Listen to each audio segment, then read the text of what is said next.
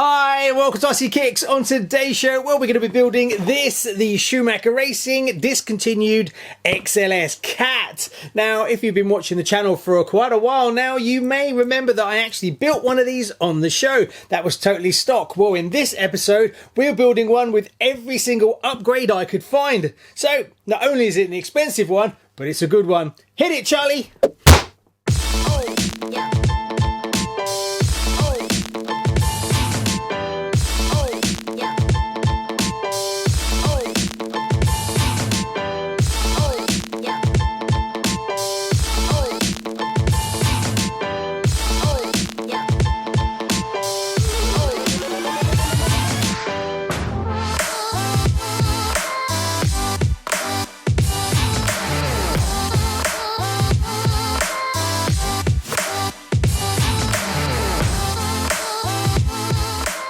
So I promised myself I would never build another one, but I have. Now let me give you a bit of a backstory about this one. I actually built one on the show, like I said, and that is a full detailed build. So if you want to see every single step with a bit more detail, I'll put a link at the end. Go check that. This is a very different video to that one.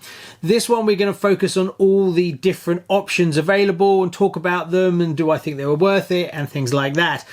But the backstory of this one, I built that one on the show, absolutely hated it. It is an insane amount of work to get one of these put together. It fights you on every single step and you just feel like you're constantly battling the kit all the way through until you come out the other end at step 51, 52. But you are rewarded for your hard work because these are just stunning. They are out and out vintage racers. Very thoroughbred, so that's why it doesn't go together as easy as you might think, but set yourself up for a good day and a bit of fighting with it, but you will get there and you do get massively rewarded at the end. Now I have been tinkering with my Cougar, which will be on the show. Again, it has been fully upgraded, lots of bits and pieces, but I haven't put it on the show yet, and I was having so much fun with this, I thought now's the time. It's been almost a year since I had this one sitting there and I was like, I've got to do it. And after having so much fun with the Cougar, I was like, just do it. And that's what I've done. So I've already had, for the best part of a year, all the upgrades. So I was gifted this one so that I could rebuild it with all the options on it. And I sold off the other one and that money went into other projects for the show. But it's been sitting there, like I say, for quite some time, but the Cougar spurred me on, so I thought, let's just get on and do it. Now, I haven't quite finished. We've built up all the chassis. I still have the body to do and some vintage electronics to find for it, but it's pretty much done and dusted. So let's turn our attention closer to the car and start pointing out all the options and the costs, what the numbers are, and do I think it's worth it. So I think you can all agree it is a good looking thing once you do all the upgrades. I do like this black silver look. I left the bottom tray clear because you can see all the carbon underneath and it just looks really, really nice. I'm going to paint up the top, but I'm not doing box art for this one. I'm actually copying somebody else's. I'll put a picture up on screen of what it's going to look like. I need to get the colours, but I really liked what he did with it, so I'm going to steal his idea, as I think it also goes quite nicely with the whole chrome and black underneath. So that's the plan. Right, let's go through some of the upgrades, and there's quite a few to go with. So we'll start with the first one, which is this one, which is U7266 carbon fibre rear suspension support. So that is this one here. Now that's £7.59 or $8.95. Do I recommend it? Yes, I suppose I gave it 4 out of 5 stars. It actually is a structural part of the rear of the car, so it will give you a little bit extra strength, but I suppose it's one of those, if you decide that you're going to go full carbon, then it's just going to be one of those pieces that you get. But on its own as a standalone, yeah, it adds a little bit of strength and a bit of rigidity over the stock one, but £7.59, yes, I guess so. Next one, which is part of the carbon fibre as well, which is U7263, and that's the chassis. That's this whole plate that goes underneath here. Now, that is expensive. I think it's expensive at £41.59 or $47.23. And that is just for that bottom plate that runs all the way underneath. So, do I think it's worth it? Well, it's a good chunk of change. So, really, it depends whether you like the look or not. Really, is it going to be a massive improvement? Slightly stiffer, maybe. So, the chassis will be a bit more rigid. But I don't know. That's a personal call. I guess if you're going to go carbon, you're just going to buy all these parts anyway. The next one is U7264, and that's the top deck. Well, if you're getting the bottom chassis, you have to buy the top deck as well, which is this plate that runs all the way around here and down the front. Again, does it add much? Well, to looks, yes. Rigidity, a little bit. But again, that one is £23.74 or $28.10. So between the two of them, you're looking at quite a bit of money. So it's a bit expensive, if I'm honest. Right, what's next? Next one is this one, which is U7265 carbon fibre rear shock mount. That's this one here. Now, I would definitely recommend that because it's really thick, very strong, and you don't want your towers moving around a little bit. So out of all of them, I think this is probably the one that's, I would say, the most beneficial. But you're looking at £7.59 or $8.98. So that's pretty much covering all the carbon fibre apart from the battery trays, but we'll come on to that in a little bit. Next one is this, which is U7294 alloy rear trans spacer. That is what actually bolts onto the tower and also this section. So you're looking at £18.49 or $21.88, which is quite a lot of money, but trying to keep this as rigid as possible. I guess if you're going to take it racing, then having metal clamping this, sandwiching this together is probably worth doing. Next one is this, which is U7292 alloy rear trans housing inner. So this is one you can't even see, and it's expensive. It's basically in here, in that segment in there where you can't see. It's the whole inner section is metal all the way around. If you actually look through here, you can see that white logo. That's actually part of it. So that's really structural. So even though it's £23 or $29, I would definitely recommend that if you're going to go racing, especially if you're going to be running brushless. It basically attaches the whole back end to the deck, and you use bolts instead of screws. So it's a lot stronger. Also, this bottom arm bolts into it. This front section bolts into it. This bolts into it. You have to drill these out. But being that it connects all these parts together, it did make it feel really strong. So that one I would definitely recommend, even though you spend your money and it doesn't actually, you can't actually see it. Next up was U7245 alloy eccentric, which is basically these bits here. Don't know if you can see that round part there and that one there. Now basically what that's for is tensioning the rear belts, and I highly recommend that. They're £18.45 or $21.83, but it really gives you the precision, and believe it or not, that part is actually quite a complicated part to machine because it's off center. So you basically take it off and you rotate it. Now the plastic ones that come with it are not the best, to be fair.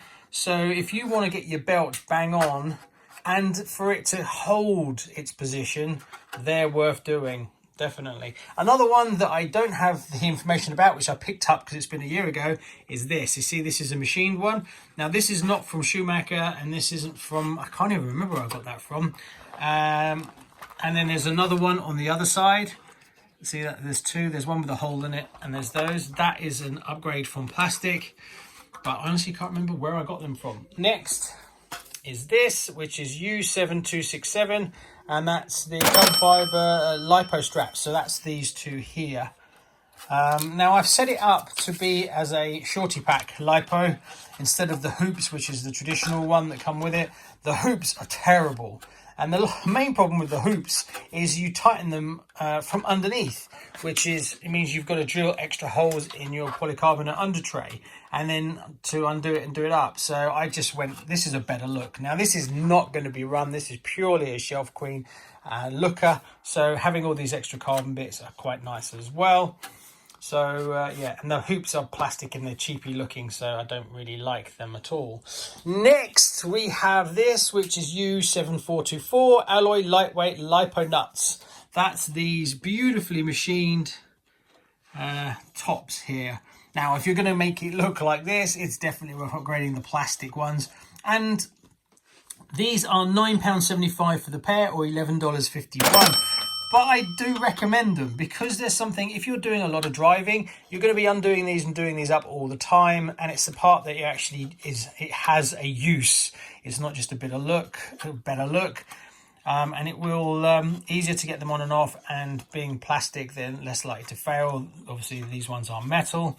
But for me, really, it's just because they are beautifully made. But are they an essential? Well, probably not. The next one is this U7264, and that's the carbon fiber service saver and basically the carbon steering. Now there's a lot in the steering, so that's £5.69 or $6.73, and all it is the little bit of carbon that sits underneath that plastic bit with the screw sticking out of it, and it's the carbon arm that goes all the way across, which basically connects up to the ball joints. So not that expensive. Is it a necessity? Not really. But if you're going to do carbon, like I say, then of course you're going to change that as well. And the steering, even though you can't really see the steering, it's in carbon, but it's this is carbon down here, but you can't see it. There's a lot you have to do with the steering as well. There's 3 upgrades I've actually done to this one, and that was the first one. The next one is U7293, and that is the alloy front trans housing. That's expensive as well, £30.39 or $36.60, and I highly recommend it. Probably one of the best ones for the car. You can't really see it, it's deep in there, but basically how you tension this belt, you loosen these 4 and you pull on the front, and it actually pulls this section forward and backwards inside. It's like, imagine a box that sits in there and you can slide it in and out. Now that U7293 is basically the housing. It's much more precise. So whereas the plastic one is not that great, and you need it to be precise because you want the belts to run true. And on my previous one, I really struggled to be able to tension the belt properly. So by swapping that out, it's much stronger. This whole front section is basically sandwiched from these 4 bolts all the way through. And you loosen those bolts off and then you can pull it forward. And what holds the tension is it's literally clamped shut. Also, when you do that, there is an upgrade you do. If you look, I can see I've drilled 2 holes through the bumper. You get set screws. Now this is not on the original one, and you can feed those forward to pull or to push it back or pull it forward. So it's much more precise when you set it to get your belt tension. Now you can't see it, it's expensive, but it's definitely worth doing, that's for sure, especially if you're going to be running it. For the money, I can understand why, because it's quite a complex set of parts, even though you can't really see it because it's deep in the bowels. Definitely worth doing, that's for sure. Now that covers pretty much all my standard Schumacher stuff, but there is some Muzu model stuff. Highly recommend going and checking out Muzu models. They are specialist aftermarket on all these. I bought quite a bit off them. I'm not sponsored by them or anything like that, but they all do some options. I have some of their stuff in my Top Cat. That I have their slipper clutch conversion in my Top Cat. Anyway, but what I purchased for this, inside the shocks, I've got the PTFE Teflon piston. They are really worth doing. They're £3.25. I forget what they are in dollars, but I think it's like $4.50 or something. And they make the suspension really smooth. Really impressed with it. The car's a bit light at the moment because it's got nothing in it at all. But that is definitely worth doing. I was really impressed with that, actually, over the plastic ones. And they're not that expensive. And if you're building your shocks, you might as well do it. Next is this, which is the adjustable top arms, which is these here. So you can adjust your camber in and out. So I got 2 of those. They're not standard. Now, I don't know whether I can take them and put them on the back. I will ask them whether I can put them in the back or not. These are the standard ones, and then these are the modified ones. If I can get them to go on the back, I will purchase them as well, so you can set the cambers on the back as well. I honestly don't know. Maybe I might take one off and try it, or just sending an email. They are quite expensive at £19.50. What's that, $25, $26? But it gives you the option to set all your cambers, like I say. And the last thing is this steering upgrade, the ball raced steering kit. Definitely worth doing. Quite expensive, £28.50, but definitely worth it. Now, it comes with 3D printed steering parts instead of the plastic ones. But if you look carefully, you can see mine are actually metal. So my steering has got 3 upgrades all mixed into it as one. So it's the full ball raced system, but I've also replaced them with metal ones as well. Obviously, I've still got to put in a servo, but everything's ready to go. So that was another upgrade that I did, or 3. That is really tricky. Also, definitely do that before you start working on the front. Don't wait until you get to step 43. Do it on step like 16 or something. When you start putting in the top deck, you definitely want to be doing that at the same time. That, because I used 3 different parts from, I did some apart from Schumacher, apart from Mazu models, and apart from somewhere else. That took me a while to figure it all out, but super happy with it. Now that pretty much covers all the upgrades. The only other ones, obviously, I've got the silver rims, which is U7246, which is the front. They're £6.95 for a set, or $8.20. Then you've got the rear ones, which are U7247, and they are $6.95, same, or $8.24. Now, also, the last thing is the Pro transmission, which is U7236, and that's £94.99, or it's like $120 odd. That is a lot of money to put in there, and I would only recommend doing it if you really are going to be running brushless. Now, I'm stupid, don't follow my advice. I put it in this even though it's going to be a shelf queen, because I wanted one that had every bells and whistles. It definitely is a massive improvement, but does it justify, £100? That I don't know. So if you're thinking about running yours, but you think you're going to be borderline between whether you need the Pro transmission or not, I would say don't. Just run it as it is, see how it lasts, and if it does fail in the end, then buy the Pro transmission, because you're going to have to sort it all out anyway. And save yourself £100, as I think, as long as you don't push it too crazy, I think you might get away with it. But it definitely is a step up, that's for sure. I think that pretty much covers all the upgrades. I'm not going to add up the price, obviously. Now, the eagle-eyed of you will notice that I haven't actually soldered the front ball joints onto the anti-roll bar yet. They're just sitting here waiting. That's because there is one other upgrade that I completely missed, which is on order but hasn't arrived yet. It's the rear anti-roll bar. So when that arrives, I will fit that on the back here, and then I will solder up this one, and I'll do the front one at the same time. There's no point in me getting all the stuff out to solder up the front when the rear hasn't arrived yet. I'm not really going to put any electronics in it apart from possibly a motor. I want to leave it quite clear. I might do a steering servo if I can find one.